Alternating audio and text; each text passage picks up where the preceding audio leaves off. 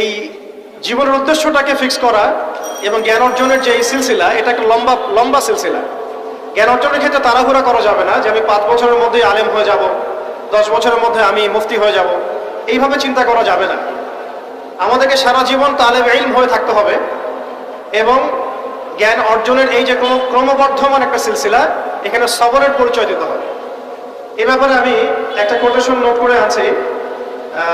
আমাদের শ্রদ্ধেয় আলেম, বরেণ্য আলেম আল্লামা তাকি উসমানী সাহেবের যে কিতাব আছে তাসাউফ এবং আত্মশুদ্ধি, এই কিতাবের মধ্যেও পাওয়া যায় এবং তার ভাই রাফি উসমানী সাহেবের একটা কিতাব আছে, সেখানেও এই কথাটা একই কথাই আছে যে একজন তালেব ইলমকে বা একজন আল্লাহকে চাহনেওয়ালা একজন ব্যক্তিকে এই 4টা গুণ হাসিল করতে হবে।